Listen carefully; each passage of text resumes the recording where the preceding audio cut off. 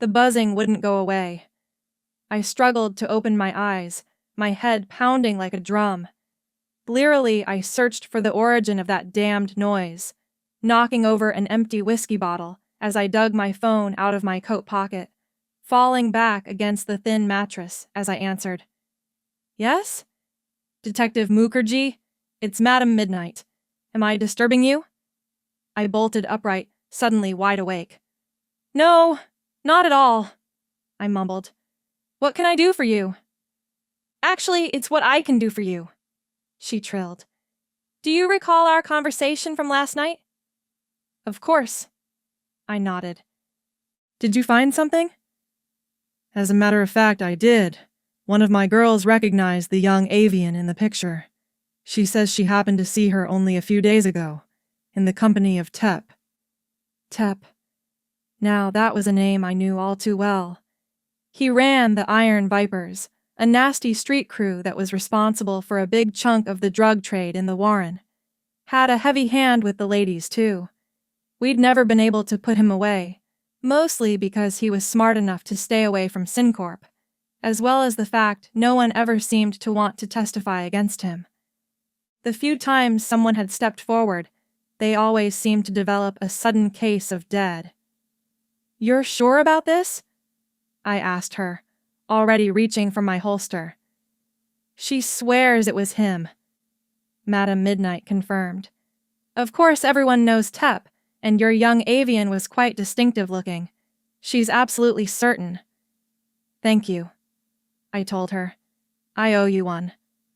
I'll be sure to hold you to that, she chuckled. Do be careful, Detective. Tep likes to play rough. So do I growled, as I hung up the phone. As luck would have it, I had the day all to myself. It was part of the reason I'd stayed up half the night, waiting for my shadow to return, and as I left my apartment, I kept my eyes peeled for him. Apparently, he'd learned his lesson, at least for the moment, 'cause he was nowhere in sight. I took precautions, doubling back, cutting through the marketplace, but as near as I could tell, I was clean, which left me with the not-so-insignificant problem of figuring out how to get Tep alone for a little chat.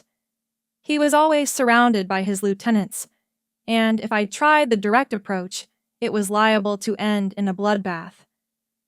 As far as I knew, the only time he was alone was when he was safely tucked away in the Iron Viper HQ, a seedy bar down in Red Sector. Getting in wouldn't be easy. Getting back out would be damn near impossible. Especially since I didn't just want to talk to Tep. I wanted him to pay. I took a roundabout way to the bar, circling the section as I looked for a way in. The front and back doors were out. Both were heavily guarded. I suppose I could have crawled through the sewers and come in from underneath, but I tabled that as a last resort. Seriously, who would do that voluntarily? That left coming in from above. A decaying storage building loomed over the place, butting up against the headquarters, and that was my ticket in. I hung in the shadows, moving from cover to cover, before breaking out a window and slipping inside the decrepit structure. It was a 6-story climb to the roof, but as I peered over the edge and looked down at my target, I had a perfect line of sight into Tep's quarters. Pounding music came from inside the bar, and as my eyes adjusted to the gloom, I could see my target through the skylight. Tep was worked up about something, and he was not alone. I could see someone tied to a chair, though I wasn't able to get an ID on them. Tep was furious, smacking them around, their head rocking with each blow. I crawled back from the edge and thought hard. With him distracted, it was my best shot for getting in unnoticed. Only I wasn't prepared for a rescue op. Did I just leave the poor bastard there and let them take the lumps for my little interruption? Whether or not that was my intention, that's how it would play out. Tep wasn't the kind of guy to let a provocation go unanswered, and since I had no intentions of sticking around, guess who would pay the price? Why was I even considering this? I sure as hell was no paladin. Ask anybody. All I could do was wing it and hope for the best. A rusty fire escape dropped me down to the roof of the bar. The music provided good cover as I made my way across the filthy slab as I searched for the best way in. Tep was still ranting about something, and I could almost make out the words. As I worked my way around, I was finally able to get a good look at his victim, and froze in my tracks. She was a goddess. Even with the tear-stained cheeks and bruises, she took my breath away. Thick raven hair piled on top of her head, with perfect skin and expensive makeup designed to enhance every sculpted feature. Her clothes must have cost more than I made in a year, exquisitely tailored to hug every luscious curve of her body. I knew every human in the Warren, and yet I'd never seen a dame like her. And just, maybe, there was a knight in me after all. Tep dove for cover as I came crashing through the skylight, my weapon already out as I hit the floor. "Freeze!" I shouted, grabbing the woman's chair and pulling her behind me. "Fuck you!" he roared back as he came up from behind the bed with a weapon of his own. Big mistake. My automatic bucked in my hands as I fired, sending Tep scurrying for sanctuary. He'd be back, and he wouldn't be alone. I only had a few seconds, and I'd need every one of them. It only took a moment to reload, swapping out magazines as I turned to the goddess. "Who are you?" she gasped in terror. "I'm a cop," I told her, as I fished out my knife with my free hand, the blade springing to life with the push of a button. You learn early on as a rookie to carry an edged weapon with you at all times. Amazing how often it comes in handy. I kept my piece trained on the door as I made short work of her bindings. She almost sprang from the chair, her hands tearing away the last remaining ropes like they were cobwebs. "What now?" she asked shakily, clutching my arm as she stared at the door Tep had just disappeared through. "We get the hell out of here!"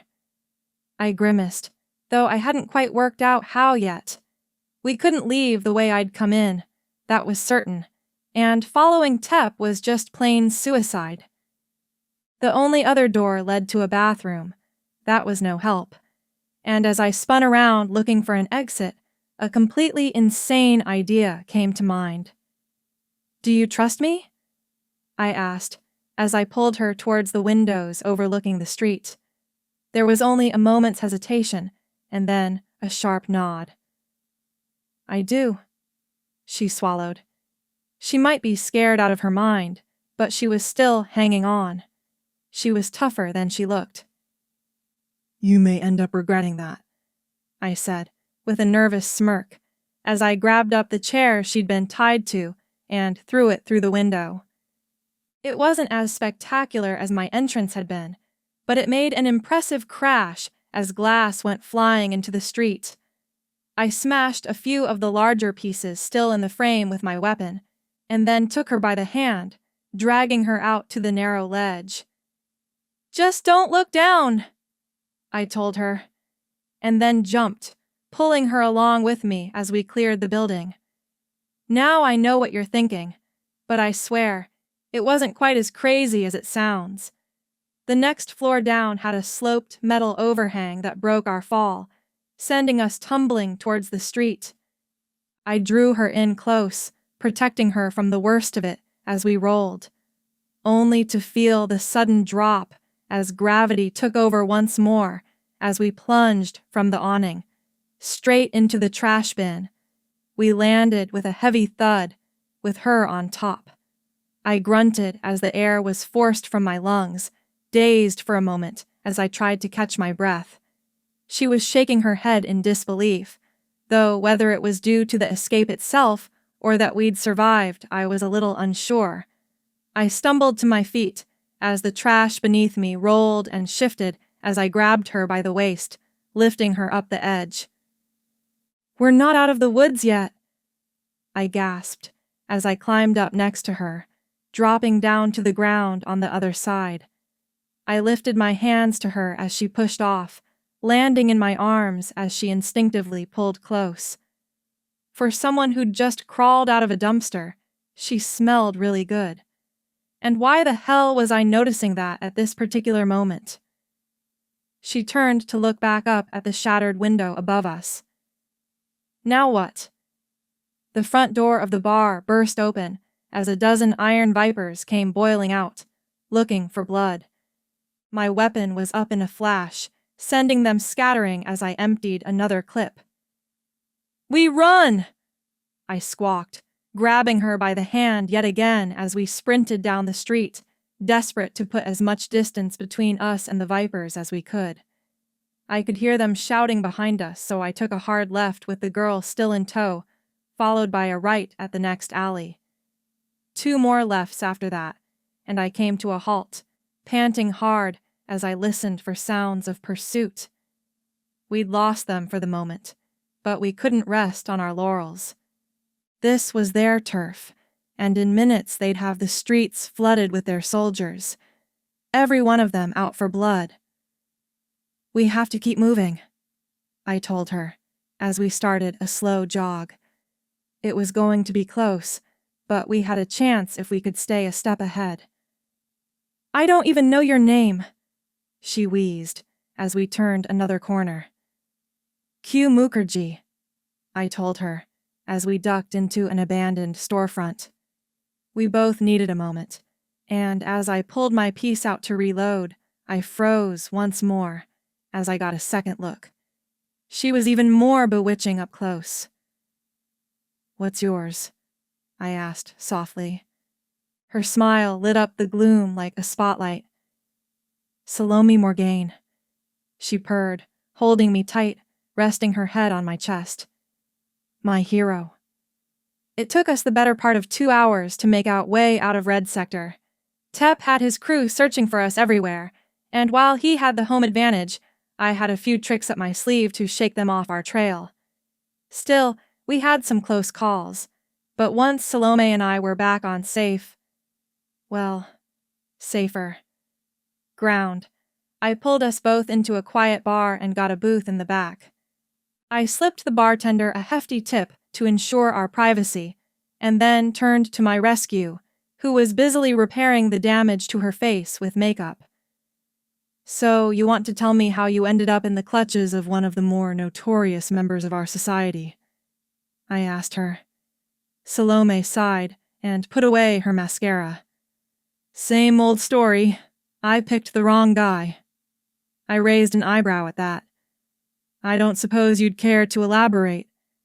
She shrugged and sipped her drink. "I'd been with this SynCorp exec for a couple years now. We had a good thing going."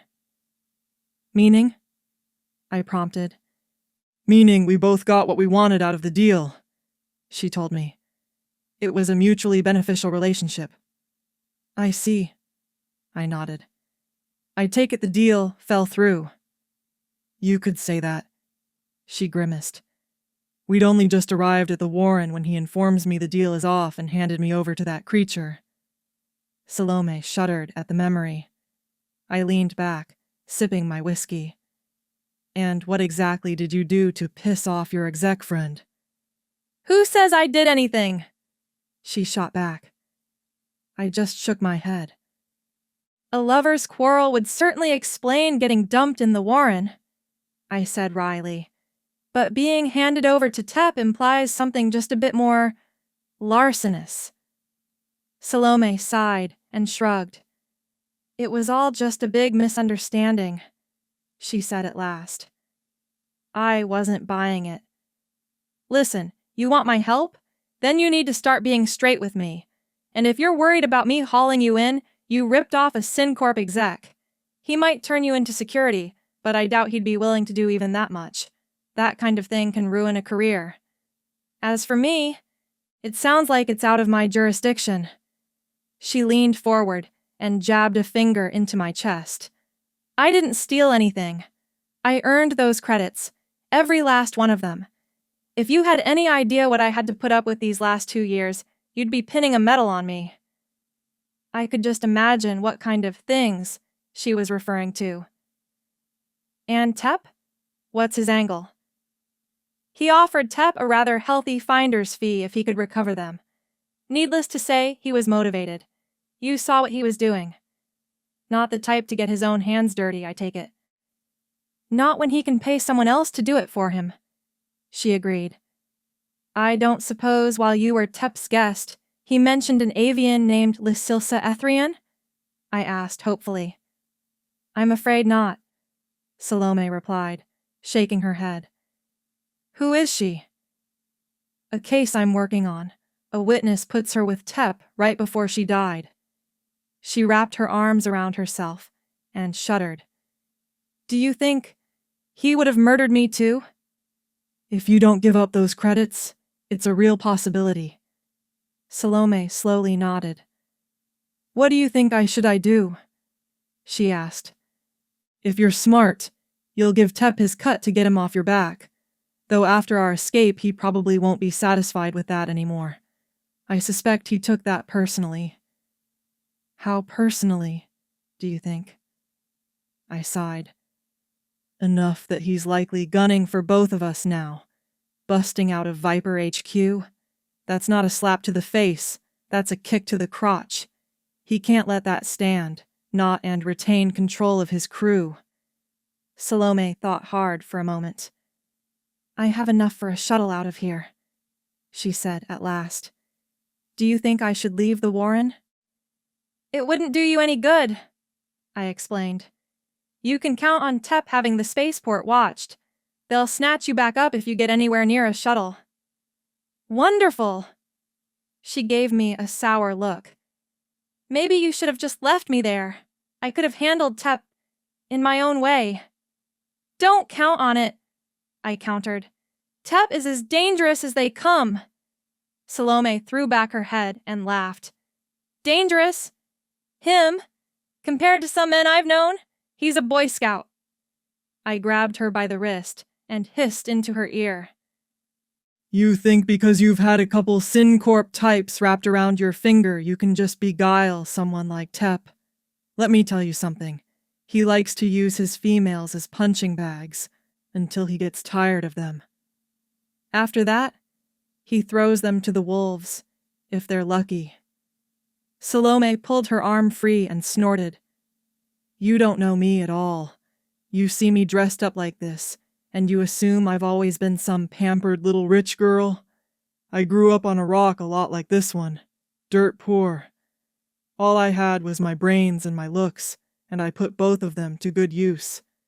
I changed everything about myself, even my name. She chuckled mirthlessly. Trust me, I wasn't getting far with Vigdis Brynhildur as a moniker. Men want a little danger, a little mystery to their women, and that's exactly what I gave them. She took a long pull at her drink and looked at me like I was something she'd just scraped off her shoe. But then, I wouldn't expect you to understand, Q Mukherjee. I grimaced and looked away. My name's not Q, I muttered. She cocked her head. I beg your pardon? I sighed. It's not Q, it's Q, short for Quixote. A giggle broke past her lips. You mean to tell me your name is really Quixote Mukherjee? She looked like she was moments away from dissolving into laughter. Look, my father read one book in his entire life, okay? I shot back. Even after all these years, I still hated that name. No wonder you came to my rescue, she snickered. Now I know how Dulcinea felt. See, this is why I hate telling people, I groused. All I get is stupid jokes about windmills. Salome reached out and took my hands in hers, as all sense of mirth suddenly disappeared. I think it suits you, she said softly. I could feel my face heating up as she gently stroked my arm. We need to find some place for you to hide, at least until the heat dies down. I finally managed to get out. I might be able to convince Madame Midnight to stash you for a while. Her hands suddenly gripped mine tightly. Couldn't I just stay with you? She pleaded. You're the only one I trust to keep me safe. I turned away. You wouldn't like my place, I said uncomfortably. It's not much to look at. In fact, it's a dump. You think I care about that? She said huskily. You saved my life, and you're the first man I've ever met who wasn't trying to use me. Please, just for tonight. Tomorrow you can send me away if you want.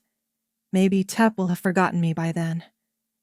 I could feel her soft hands against my skin, her desperate eyes burning into my brain. I knew it was wrong. I knew she was wrong. Every ounce of self-preservation within me told me to just get up and walk away. Salome was trouble, with a capital T. Vishnu only knew where this would lead if I took her back to my place, but I knew down to the depths of my soul it would all end in flames. Sure, I whispered, unable to meet her gaze. We didn't say much on the way back to my apartment. I was too busy looking over our shoulders for the vipers, and Salome. Salome was too busy convincing me to extend her stay without words.